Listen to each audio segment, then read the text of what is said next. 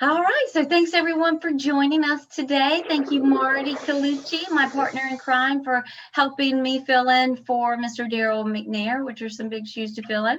As I said, we are going to talk about how the senses, the five senses, are impacted by dementia. So Marti and I are going to tag team this, and we want to hear from you. As always, you're welcome to use the chat. You can unmute yourself and chime in anytime. So let's go ahead and get started. Okay. Sounds good. So one of the first things we were learning about is sight and how our vision and sight is impacted by dementia.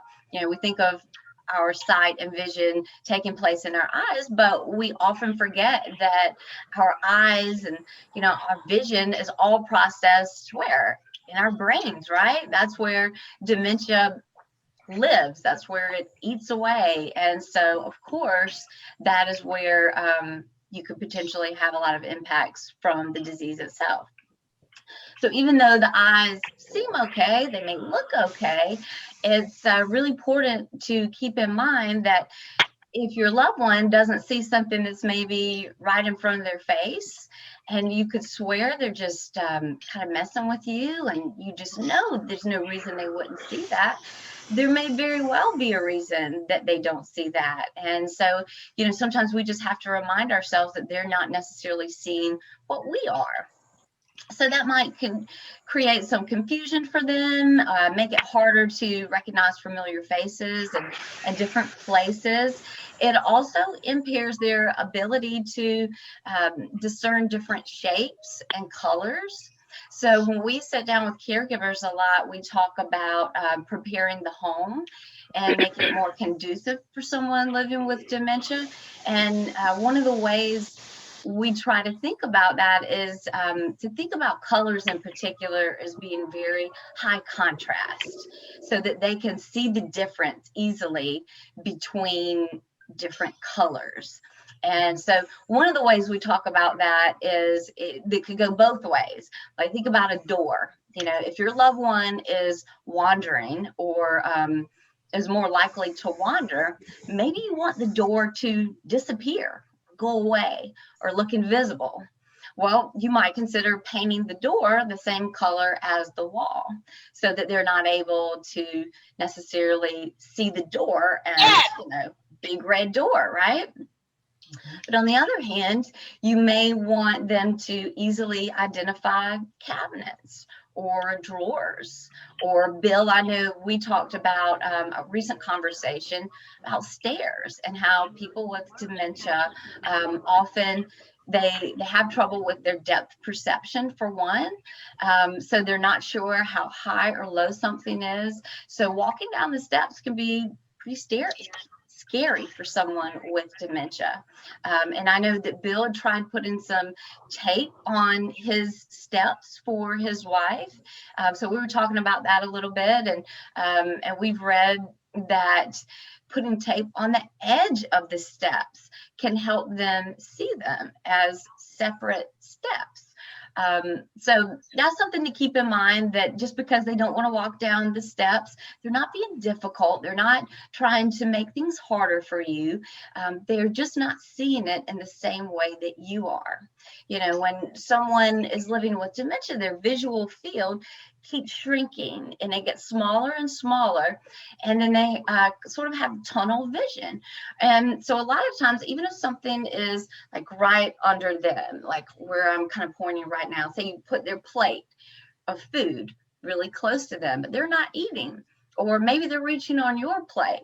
Well, try pulling that plate out a little bit and seeing if it fits into their visual field a little more, so that they can actually see it. And having that plate being a completely different color as the table itself could help. Remember, we want things to be high contrast. And another thing, that might be on the table that doesn't have any color is water. So if it's invisible, they're certainly not going to see it. But if it looks like the surroundings, or maybe there's too much going on the plate, too much color, that could be overwhelming. They may even see spots in their eyes that could impact the way that they're seeing something. It could look like an hallucination of some sort to them. So just keep that in mind. You can also place pictures and signs on doors, like bathroom doors, to help them know what it is, a big sign to help them find those things. And even cabinets, because cabinets are the same, the doors are the same color as the rest of the cabinet. So it can be difficult for them to be able to find them and actually open the cabinet door. So with some high contrast tape, you might be able to help them see that a little more if you want them to see it. Anything else that you guys want to add about sight or vision, or any challenges that you've had or maybe overcome? Well, I'll say something. Last Easter, Dennis and I took my mother next door to our vacation rental. And as soon as you walk in, it's a vibrant blue kitchen. You can't mistake it, and you can't really forget it. But today I was on Verbo, and I was just looking at the pictures because my mother and I watch The View every day at 11 o'clock. So during the commercial, I was looking at the pictures and I was showing it to her. And she said, "Oh, they look lovely. They look lovely. Blue? I didn't see a blue kitchen there." I said, she said, "It wasn't blue before." I said, "Mom, we didn't just paint it. It was blue when you were there." And I couldn't understand why she didn't remember that. So maybe it has something to do with dementia. Could that be it? Could be. You know, we've learned recently, Marty and I were talking about this recently, a lot of people have trouble distinguishing colors that are perfectly healthy people. My husband and I see colors very differently. A lot of people have trouble seeing, like, we don't see the same colors necessarily. So especially as we age and our eyes also age with us, that could certainly affect that, I would think. Oh, okay. My kitchen looks like Marty's top. Oh, I love that color. I do too. Good choice. Mm-hmm. Yeah, one of the things I've kind of learned over, particularly with what you're talking about today, because some of this stuff was brand new to me, but I saw the effect of it, but I didn't know what was causing it. So no longer am I in that position where I'm saying I'm not sure if that's what that is, or I don't know if it's the Alzheimer's or what. If it's like that, where they can't see, that's the Alzheimer's. There's no doubt. She is losing, my wife is losing the ability to see some things. A straw in a glass. She may not see that, and it's sitting right there in front of her. And of course, I understand that now, so I just kind of show her, put my finger on it, you know, that kind of thing. But before, as I always have, when something new comes, I don't always catch hold of it. And the colors, I have heard a presentation before about colors, about there's a lot to learn about colors, and I only know a little bit, but some excite them, some calm them down, some help them see. There's all kinds of different things colors can do when they're in, you know, in this dementia, or whatever you want to call it. Yeah. So on the edge of the steps going out in our garage, I took some of this real bright orange, you know, that you see on the cones and stuff like that out in the street. And I didn't put it on the step, I put it on the edge of the part of the step, because normally when she's coming down, she's looking to her right. So I took about a foot-long piece and I put it on the edge of that step. And what that has done, she can then, she's a little afraid there is no step there, because the step itself, years ago, she put a dark brown outside rug on it, you know. And that's not the best color right now anymore. But anyway, that tape is working really good. But I wouldn't, my own self, the reason I didn't put it on the whole step or anything like that is it's slippery. So where she actually came down, I didn't want it where her feet would be. You know, I just wanted to be on the side. Another thing, just to show you little things you don't think about, most of the time when we go out into the garage, she's going to get into the car. I don't think about the lighting. And recently she's been almost afraid to put her foot down. You know, she brings it back and she's trying to see if there's really something there, and I have to keep coaxing her. Well, today, Elvery, the lady that comes in the house, took her up to the dentist. And since they were coming out, I went ahead and opened the garage door. Nice sunny day, right? And it just flooded those steps with bright light. And she came so much easier. She came down those steps. So it made me realize that she doesn't see much about light. But on the other end of light, which I don't understand, we have a kitchen table, whatever you would call it, light. It's got 3 bulbs in it and a diffusion cover, you know, where most of the light goes against the ceiling and it was reflected. And Betty, you know, sometimes when she's trying to see something, she keeps looking up at the light and saying, you know, something about the light. And the other day she told Elvery, I can't see enough. I don't have enough light. I thought it was too much light. I thought she was getting a glare. So anyway, that, you know, it's so hard to know what's happening because they can't explain it. And so anyway, there's several things that have started coming aware. And I've heard another presentation. I'm trying to think where I heard this. I have a grandchild that's going through her senior year, and she's taking that last year she's taking, and she's going to get her certificate if she passes the test for caregiving or being a support person. Mm-hmm. And I was looking at some of the materials, and we were talking about it because after the lunch yesterday, she came over to the house and talked to Betty a while. And she was in reinforcing some of these things that we're talking about today. That's, you know, she was taught to look for those things and understand that's what's taking place. And if you can keep yourself from asking, how can you not see that? You know, that kind of thing. Right. Because I did that, you know, when she said, you know, that there's no straw or there's no fluid in the glass. The glass is empty. No, it's got water in it, you know. Right. So again, one of those things, don't put a glass of water in front of them. Mm-hmm. And we always keep a juice, and it's usually red. And I pour a third of the glass or whatever, just enough to get a good color there. And then she has no trouble seeing it. It does. And so a lot of it, again, is just guesswork. And that's why it's good to hear all this from other people. And I don't think you can hear it too often.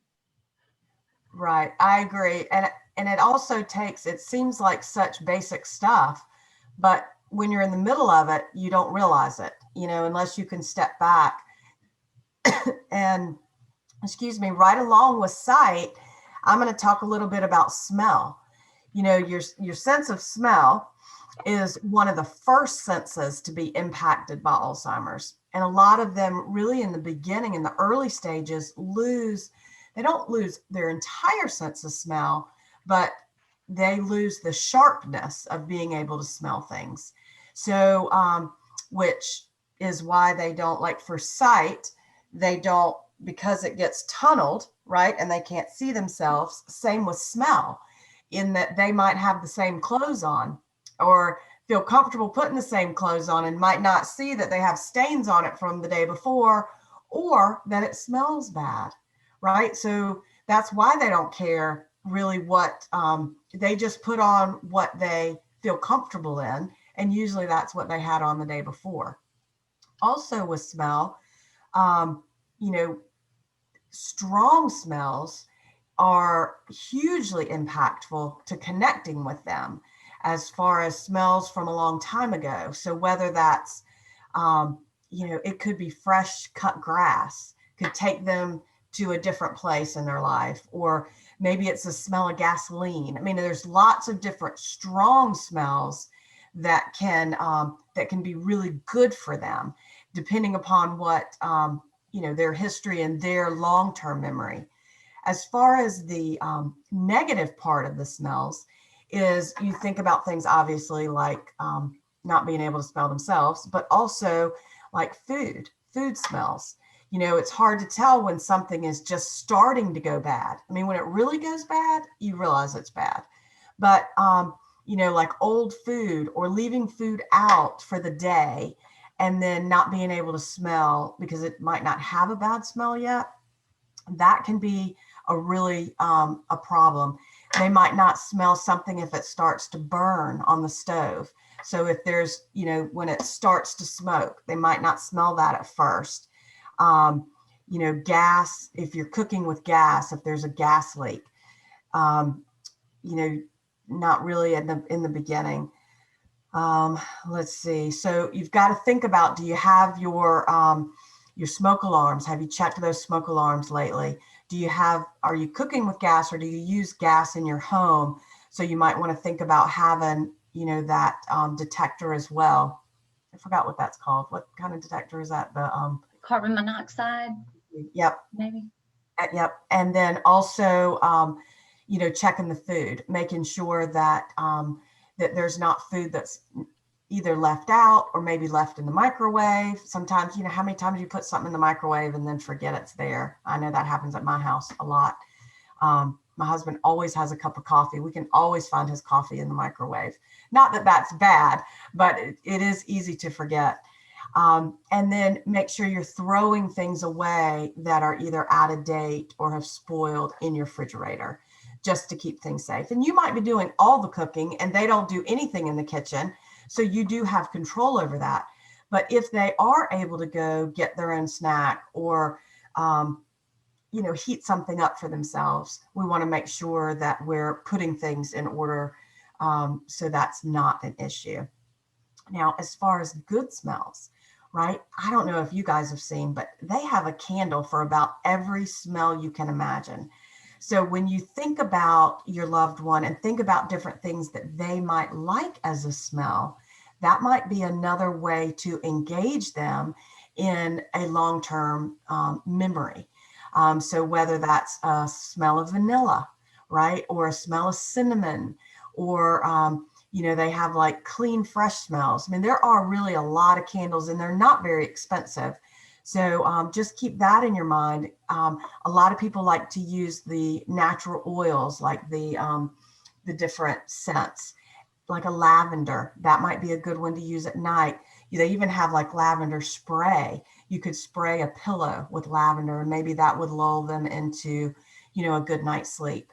So there's, even though their smell is diminished and one of the first things they lose a strong sense of that, it's also one of the most impactful scents that we have. So any input anybody wants to give on smells that they have found to be really good and strong, or maybe something that you realized you needed to take care of because it could potentially be a problem? Anybody have anything to share on smells? Allison? Yes. Hi, everyone. Hi. Allison from Los Angeles. Great talk so far. I wanted to mention too, something that I've noticed with my friends and the loved ones with brain disorders is that smells can also evoke negative memories. Mm-hmm. So if you just don't understand what's happening, if they're having a negative reaction to something, it's not the light, it's not taste, it's not any of the other senses, to keep that in mind, that it might be a smell that's triggering a memory. Very good point.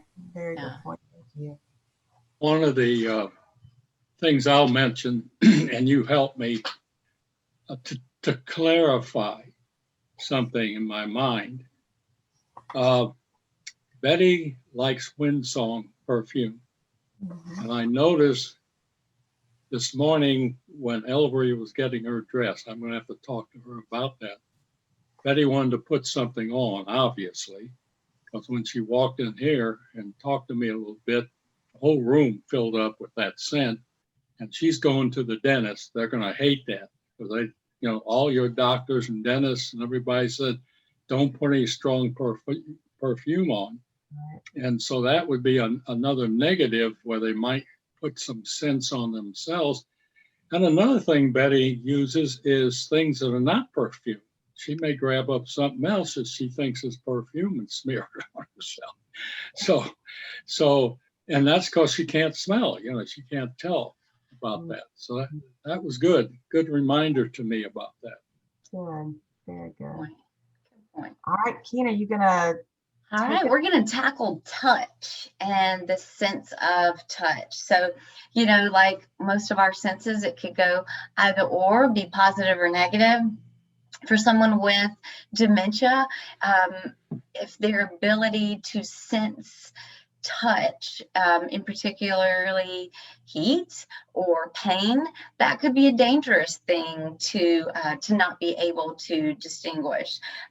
So heat and cold things, that's something to keep in mind that you might want to make sure you're in control of so that they don't burn themselves, or being too cold can be an issue as well. So a lot of times, remember, our senses are all connected. So we talked about colors, and Bill mentioned how colors mean certain things. Well, when we think of red, we think of what? Stop, hot. So you might consider putting blue or red tape on your faucets on the sink, just to kind of help them trigger their memory in more than one way that this is dangerous, or putting stickers on the oven or rain cup, that can be really helpful as well.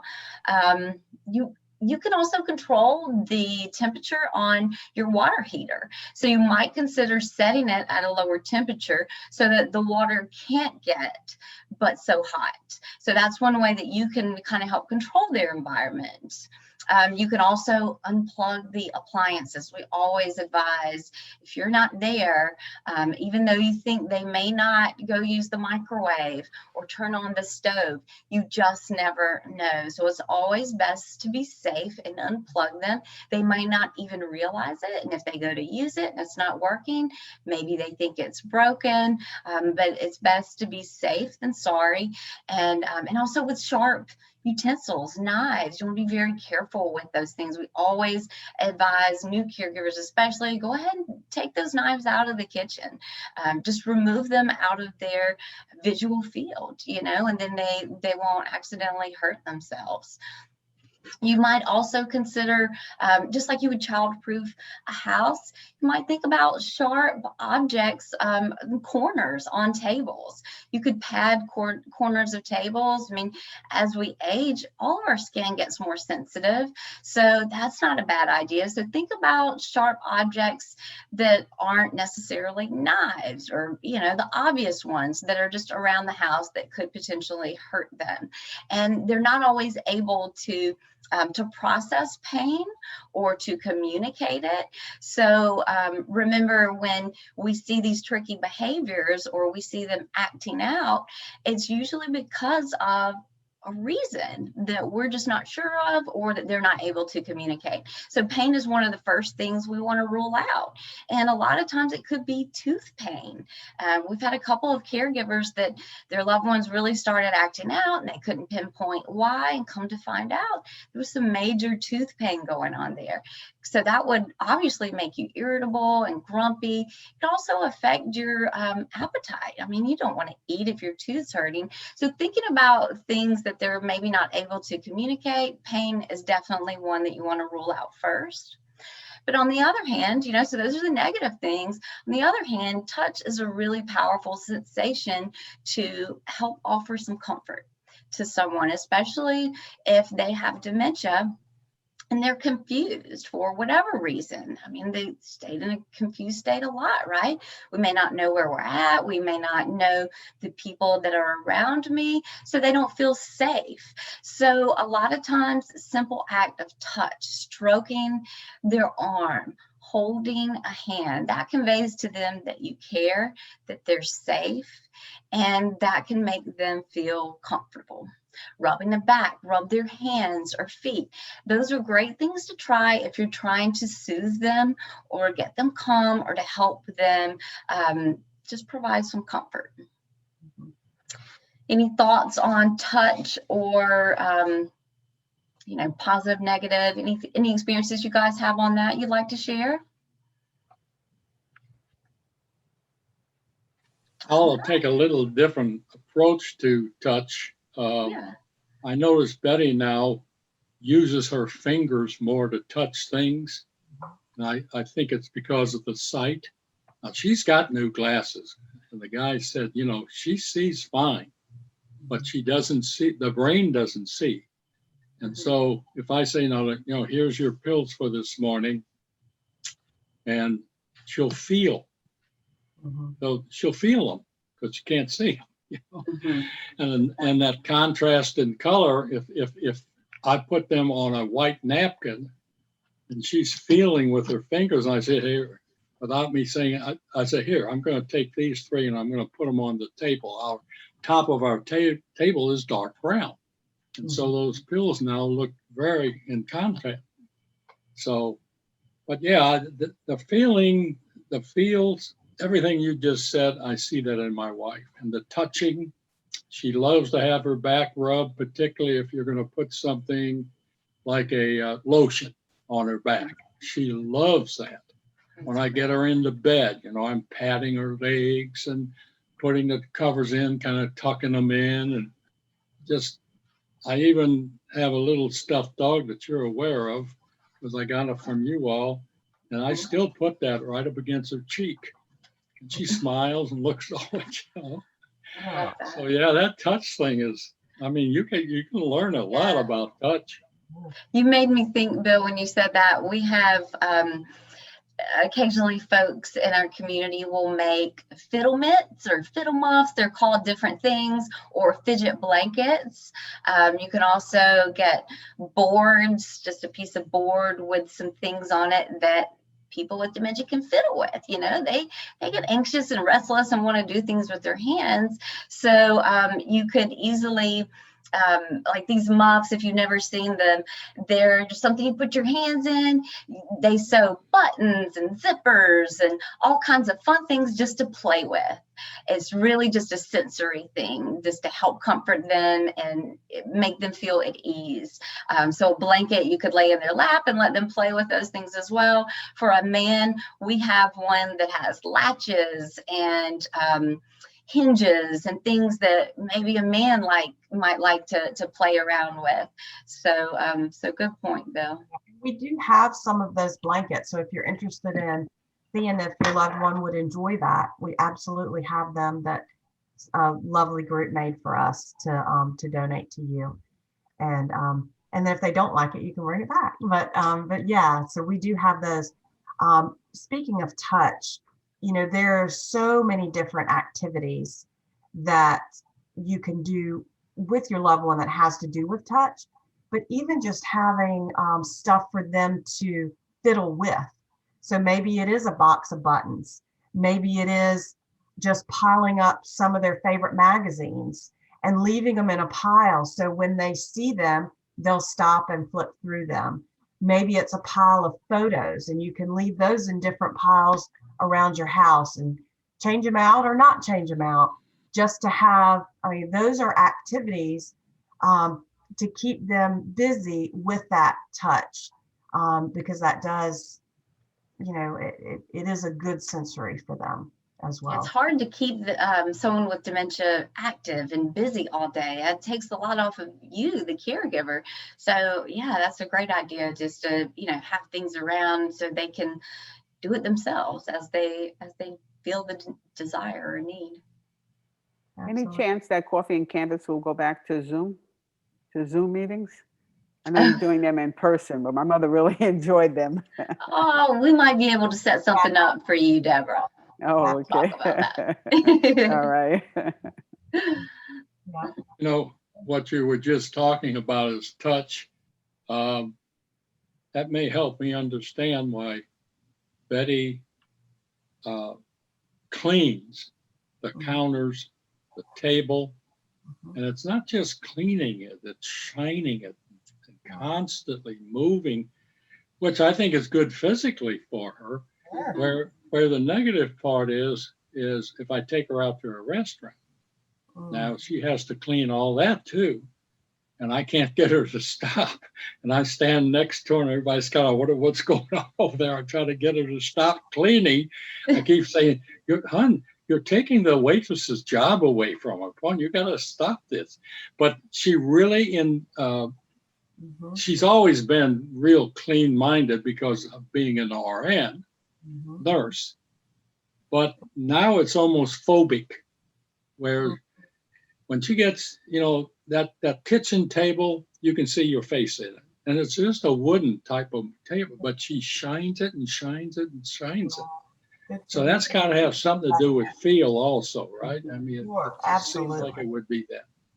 Yeah, and it also has to do with purpose. That gives her a purpose. And so good for you for allowing her to do that. And yeah, she can wipe the varnish right off of it. And it's not a problem. Let her go. Yeah, and if she was a nurse, she might even, you can make little boxes or kits for people based on like what they used to enjoy. So if she was a nurse her whole life, she might like some nurse type things, safe ones, of course, no sharp things. But, from playing with gauze and bandages or like a syringe without a needle, she might just enjoy fiddling around with that stuff because it strikes those memories. I have a box that I started months ago, and I keep it next to the bed. I mean, the bedside table, and where she sits in a chair. And every time I find something that she might want to touch or something, like for instance, the other day I was cleaning out her jewelry drawer, or not really throwing anything away, but just rearranging it. And I found some things. I said, oh, she'll love this, and I threw it in the box. Or if I run across a birthday card or Christmas card that's pretty, or a card with birds on it, all those kind of things, she'll sit there and look at and look at and look at. And so once in a while, she'll go, when she's sitting in that chair, she'll go out and she starts taking stuff out of there. And then she can fiddle with that stuff for hours. Good for you. Right. Excellent. And you might want to add another box, put another box in the kitchen or in the den when you guys sit in there. Split it up so she has a couple different boxes around to grab her attention, So that's a great one. Good for you, Bill. All right, so let's go to hearing. I'm going to talk about hearing a little bit. And, hearing is not as affected by Alzheimer's as a lot of the other senses are. You can have a lot of people have excellent hearing. However, they still are unable to process the information. I mean, they might hear you, but they're not going to necessarily understand it. And there's a lot of sounds that are disturbing, right? So not being able to process like what, it might be the timer on the microwave, or it might be a commercial on the TV, might not be able to understand what the sounds are. And that might create confusion and anxiety. That's why we always talk about having more of a calm environment, is more optimal, because when you're hearing all these sounds and you can't make sense of them, then just imagine how frustrating that is in your brain, right? If you've got all these sounds going on and you can't make sense of them, I mean, that confusion alone can create anxiety, which is why we talk a lot of times about family reunions and big events, and how that just creates more confusion and anxiety for someone with dementia. So, that they can get frightened, overstimulated, agitated. So some of the ways are just to obviously keep a quiet, peaceful home. And so if the radio's on, don't turn the TV on. Or if, somebody's on the phone and talking really loud, then maybe we need to turn off the TV for a few minutes. So there's lots of things that you can do to kind of support that environment as far as hearing.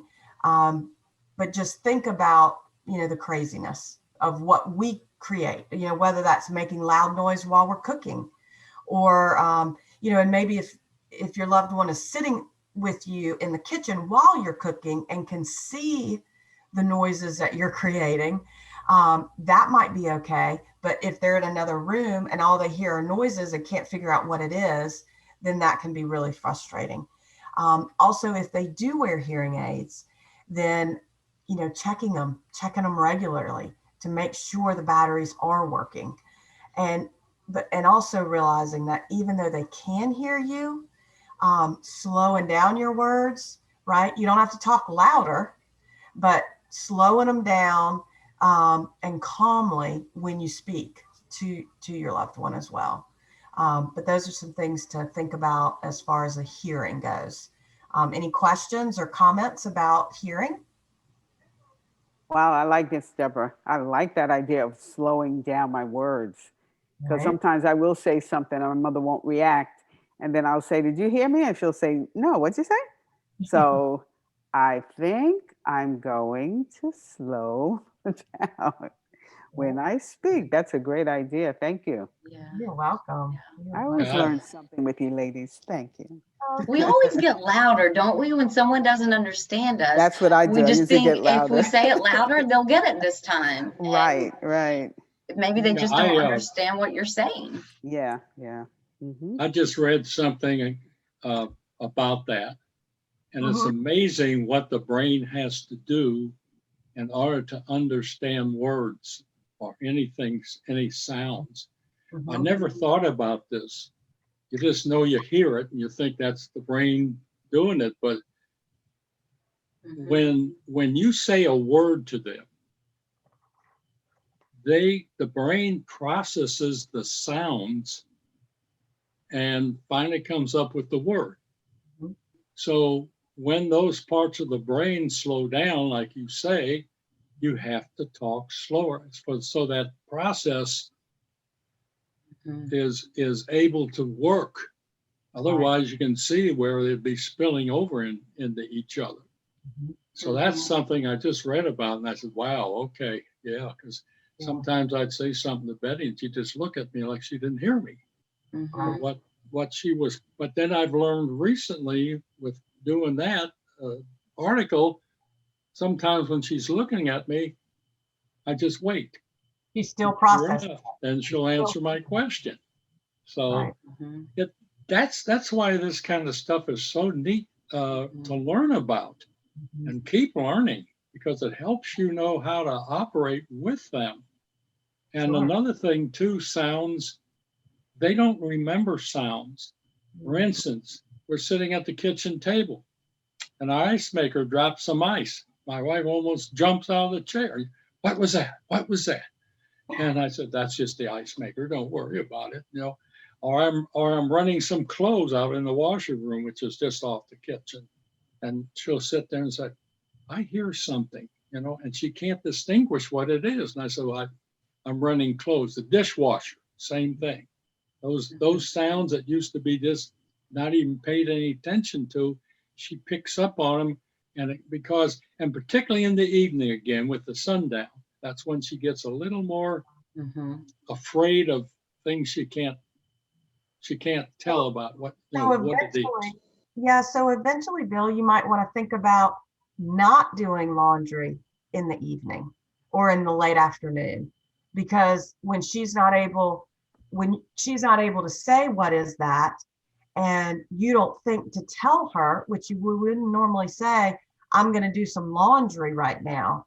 Can you hear the laundry, the washing machine?" She just might sit in that anxiety and act out in a different way, and you might not even know what it is. Yeah, Right? good point. Yeah. So right now she's able to tell you, and just like you, Deborah, your mom's able to say, "No, I didn't hear you." But when it becomes a time where they really can't even verbalize that, we've got to be cognitive enough to know of those sounds that might be creating that agitation. Yes. Yeah, and during those sundowning times of day, they're already at a heightened state of alert. So when we're already in that fight or flight kind of state and a noise occurs, even though we've heard it, we might jump and be frightened. So if you're already in that state of mind, then it's a lot easier for that to happen. Hey, Joe, you have something to add? Yeah, hi everybody. I know it's been a while since I've talked to everyone in the group and all of that, but I've been dealing with actually with Ron, my friend, who's in the hospital right now because of an infection, UTI infection, and I did not realize UTI infections can cause disorientation. I don't know what the topic is today, but I'm just throwing that in because I think I'm hearing about you guys talking about hearing or sounds and how they react and Yep. and all of that. But I mean, but just because UTI, just for everybody's information, I mean, it deals with agitation. They get agitated over that, sleeplessness, and all of that, being weak and disoriented and delirious. And so that's just another thing to have to put on my plate as to understanding, because I had no clue that UTIs could create that issue with a person that has dementia or Alzheimer's. So Right. that's just something new for me. But as far as listening and all of that, I'll take Ron, every like 6 months and has his ears cleaned because of wax, because there's a lot of wax buildup. Good. And that, of course, doesn't allow him to hear as clearly. And of course, he's lost some of his hearing. So that doesn't help either. But, and you guys, you're mentioning, like in the evenings, and it seems like pretty much in the evening, a lot of issues occur with agitation, with disorientation, and all of that, and misunderstanding what I'm talking about and all of that. So that too is a concern. But every evening, it seems like pretty much for the most part, it's that there's confusion, disorientation, and things like that. But and also I'll have to repeat myself quite often, and that kind of a thing. And and then of course being disoriented or just and agitated, then gets to a point where I become get kind of strange and agitated and upset and not knowing how to deal with it, especially if you're tired, and things like that. That's hard to deal with, and adjust to. But yeah, so definitely it works both ways. I mean, they may get agitated, but then I guess we as caregivers, have a tendency to get impatient or upset or, based on things that are happening, and we're not happy or we're depressed because we're seeing our loved ones going through what they're going through. And those are issues too to have to deal with, every day practically, and so, and, some days are better than others, it just fluctuates with, each day, you never know. I mean, but the mood swings and all of that that occur, they have no control over their mood swings. It's basically like we as adults, so without the disease, we can cope with it. Even though we do get angry, we do get upset, we have better days than others, and we know how to cope with it. But of course, their neurons in the brain and all that are going crazy, and and then not able to control their emotions, and so just as you think that you're having a good time with them and everything and laughing and have a great time and all that, all of a sudden they throw it back at you, this anger and this, and that's you as a caregiver have to adjust to that, and have to work things out, and I've experienced all of that now because it's in the hospital because of the infection, and I'm beginning to learn a lot more about different things that, him as a having dementia have to deal with, and all of that. So Wow. yeah, it's a really interesting topic.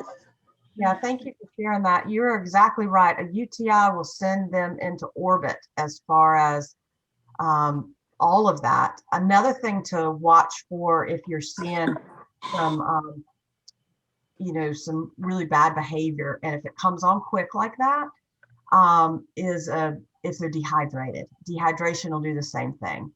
And Exactly. those two things are the first things we ask when a caregiver calls in and says, mom or dad or whoever has just gotten so much worse in the last couple weeks. I don't know what happened. Are they going through a new phase? Is this what I'm supposed to expect? Those are the first two questions that we ask and have. So I'm sorry that he's going through that right now, but it will, once they get that under control, he will be back to his normal Yeah, self. yeah. That's really great that you mentioned that too, because hydration was, yes, one of the big factors, as well as in being disoriented and agitated. I mean, it was like I couldn't believe how he's dehydrated. I'm trying to get the words out because like last night I had a 20-hour day at the hospital. Anyway, so Well, Joe, you anyway. are leading us right into we're talking about the five senses and how that impacts people with dementia. And you're kind of leading us right into our last one, which is taste and how that can affect our appetite a lot. So, our sensitivity to taste really declines when we have dementia. So you might notice your loved one might not like the taste of food that they've always liked before. Maybe it's the thing that you cook that they used to love and they don't love it anymore. Don't take it personal. They just aren't always able to distinguish saltiness, sweetness, savoriness. These are all types of taste that we experience that is greatly impacted when we have dementia. So a lot of times we have to get creative in how we salten things up for them or sweeten things up in order to get them to eat. And that can be a challenge if they have diabetes or have any other health issues. And sometimes you just kind of have to pick your battles. Maybe we can sweeten this up a little bit and it's worth it to get them to eat something. So you have to think about those things, but you might also want to consider putting those things, maybe hide them in the cabinet, different condiments that they could just go straight for and maybe use entirely too much of. So you want to think about that.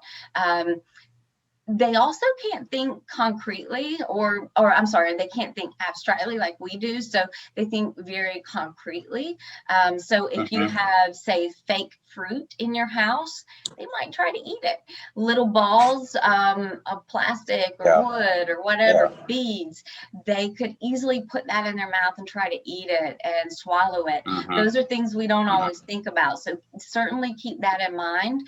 But think about what's in your bathroom. Toothpaste, shampoos, any other scented products, they might gravitate towards and try to eat them. So things that could be dangerous to be within a child's reach could also be dangerous for someone with dementia. So you could also try using child locks if you want to put the things that could harm them, the poisons, in one safe place that's out of their reach. That can be really helpful as well. So in that vein, we think about how their appetite becomes greatly affected. We're always trying to troubleshoot and brainstorm ways for our caregivers to help get their loved one to drink more, to eat more. So we're going to talk about that a little bit with the last minutes that we have. Just thinking about different reasons that someone could have maybe a lessened appetite. Think about different physical difficulties. All right. Dementia affects our ability to chew and swallow. Those are things that our brain tells us to do. So if that part of the brain is being impacted by the illness, then they may not be able to do that on their own. Sometimes if the signals are getting crossed and they're not sure how to chew or how to swallow, simply watching you eat could help trigger that memory or get them to start chewing their food. So sometimes you can try mirroring to get them to eat. So eat at the same time with them. Depression could impact that. So of course you want to talk to your doctor if you think that could be one of the issues. Communication is something that could impact their appetite being low. Maybe they're not able to tell you they're not hungry. Or maybe they don't like the food. Maybe it's too hot. So you may want to play around and try different things like that. Maybe try giving them two choices. We don't want to overwhelm them with choices, but maybe you want to give them two. We want to encourage their independence, right, as much as possible. So you might have images of two things, maybe a plate of this or a plate of that, and let them choose which one, giving them an option. Again, we talked about tooth pain.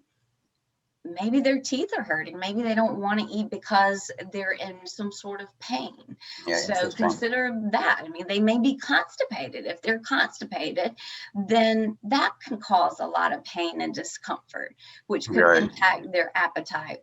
Right.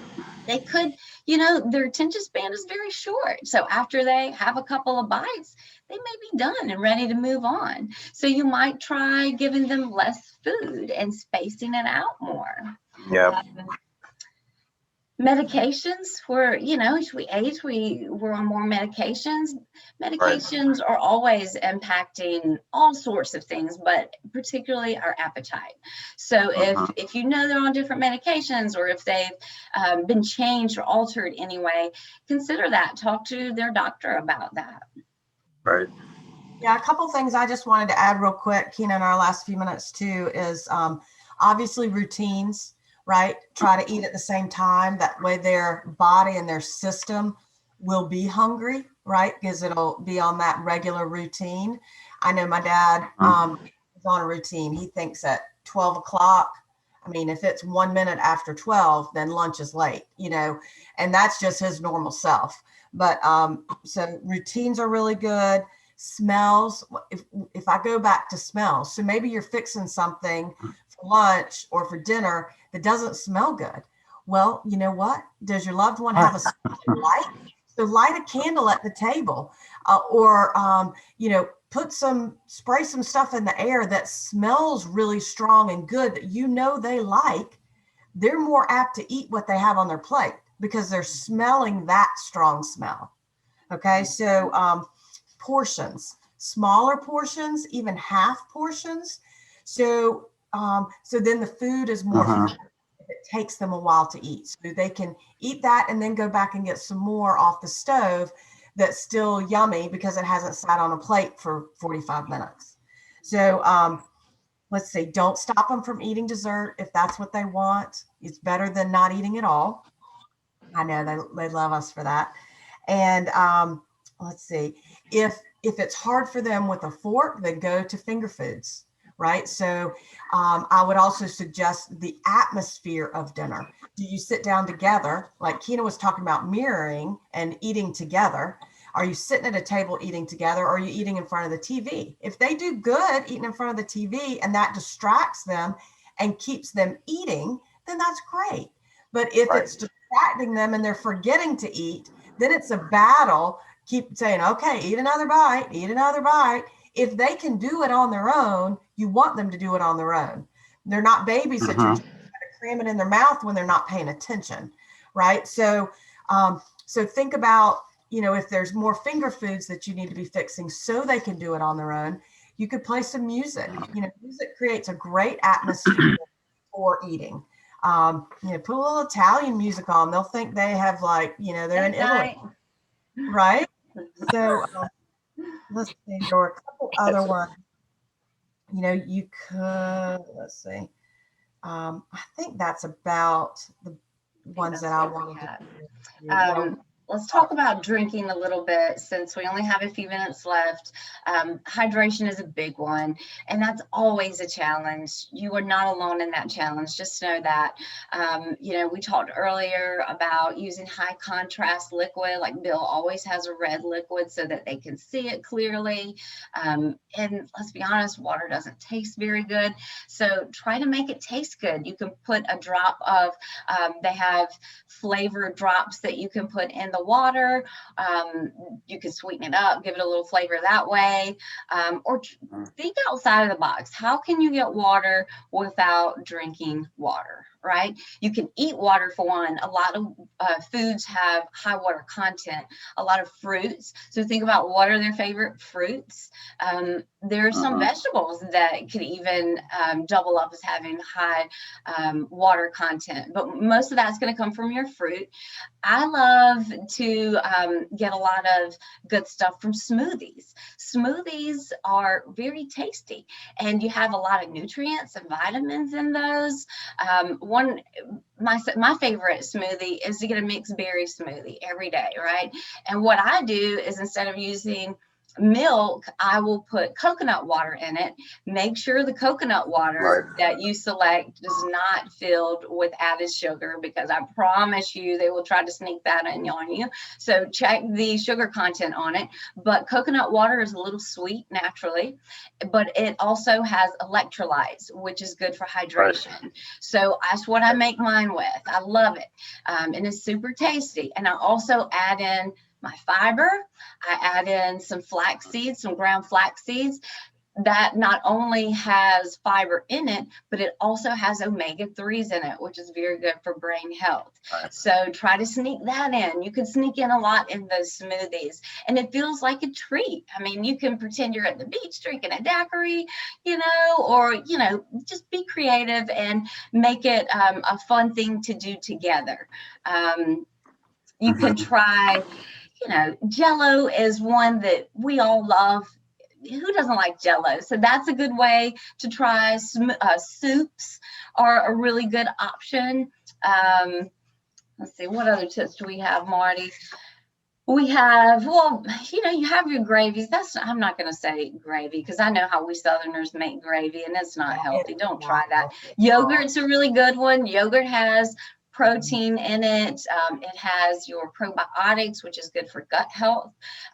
It's hard to keep their gut on track. It's hard enough to keep our own gut on track, but when they're not eating and drinking a lot, then it's really easy to get off track. So try to sneak in the probiotics and the fiber as much as you can. And I think that's about it for our tips. Do you have anything else, Marty, that you'd like to add? No, I think you really covered it. I mean, there's just so many different things, and it's really just open your eyes to think outside of the box. Usually when we have these conversations, then you think about your environment and what you can do. And so that's what we hope, you take away from this, that there are, in all of our different senses, there's lots of ways that we can learn and plug into those to have a better experience for ourselves as much as the person that we're caring for. So any comments? Go ahead, Bill. Can you help me understand electrolytes? I just started this because our caregiver said to do that, and I went into the baby section at Walmart and I brought it home, and they have all these flavors and everything. Well, I understand from what you just said, Kena, is it good for hydration? Well, it's a liquid, of course, but is there something better than electrolytes do as far as hydration rather than just the liquid part of it? Well, electrolytes aren't liquid, I don't think. No, I'm not a doctor, and I can't really explain the science behind electrolytes. All I do know is that you're talking about Pedialyte, which is now really popular for adults to use, but all your sports drinks, like if you want to know like what's going on top of the line, go to your sports. What are the sports teams paying for? And so when Gatorade first came out, that's when we all learned that electrolytes, that was how you get hydrated quicker, and it goes into your bloodstream quicker. So I'm not necessarily, I won't pretend to know all the science behind it. I just know that electrolytes are good, but a lot of things with electrolytes do have a lot of added sugar. So that's what you just want to make sure to be on the lookout for. Okay, good.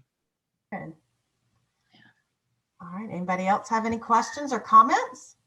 Thanks for all the great tips. That's wonderful. We all as individuals have different, things that we deal with. I mean, that we have to, that we play with. I mean, it's a very multifaceted situation that all of us deal with, and the ways that we can do things to, create interest to our loved ones as far as eating and what have you, and all of that. I mean, but for the most part, everything you've mentioned are things that I've definitely learned to try as time goes on. And it's a learning experience every day, though, basically, because for like example, cooking, and I'll be cooking dinner and sit down, and all of a sudden, no, he doesn't want to eat. I'm going, come on, you gotta eat, and he doesn't eat, and then I'll go back and I'll go lay down, and an hour later I'll come back and I'm hungry, I'm gonna eat. So then you go ahead and continue where you left off, that kind of a thing. But targeting things that he does like, and, so that he'll eat them, knowing that he'll eat them and all of that, and making sure that he is drinking, definitely, because hydration is really important and all of that. But, and so, and being a good cook helps also. Lucky man. Yeah. Tony, you have your hand raised. I see you added something in the chat?